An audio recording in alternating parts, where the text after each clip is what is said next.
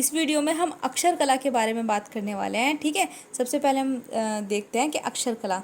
ठीक है, हिंदी और अंग्रेजी के अक्षर दो प्रकार के होते हैं। ठीक है, अक्षर यानी कि लेटर्स जो है वो दो प्रकार के होते हैं।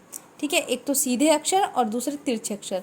सीधे अक्षर को हम ब्लॉक लेटर्स बोलते हैं, जो सीधे सीधे लिखे जाते हैं। ठीक है, तिरछे अक्षर जिनको हम इटैलिक लेटर्स बोलते हैं, जिनको हम स्टाइलिश में थोड़ा तिरछा करके लिखते हैं।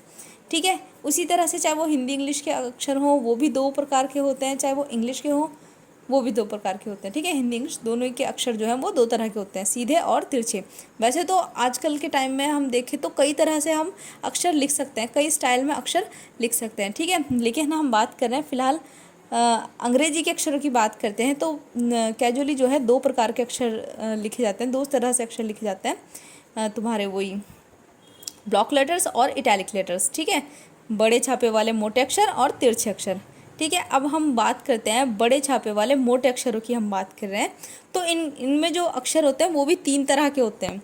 ठीक है, अब वो तीन तरह के कौन कौन से होते हैं? सबसे पहले तो वो अक्षर जो खड़ी और पड़ी रेखाओं पर आधारित होते हैं। ठीक है, जो खड़ी और पड़ी रेखाओं पर आधारित होते हैं। ठीक है, जैसे कि हो गया आपका IHLEFT, ये जो हो गए खड़ी और पड़ी रेखाओं पर आधारित हो गए। ठीक है, दूसरा होता है तिरछी रेखा पर आधारित अक्षर, जैसे कि AVMWNKXYZ।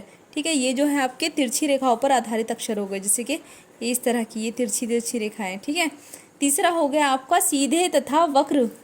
ठीक है, सीधे तथा वक्र रेखाओं पर आधारित अक्षर।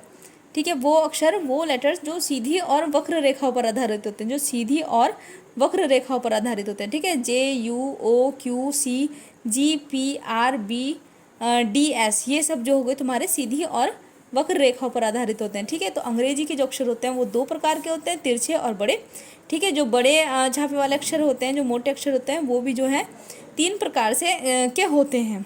ठीक है, सीधी पड़ी रेखाओं पर आधारित, तिरछी रेखाओं पर आधारित और सीधी और वक्र रेखाओं पर आधारित। ठीक है, अगला बाकी का जो है मैं अगली वीडियो में भेजूंगी।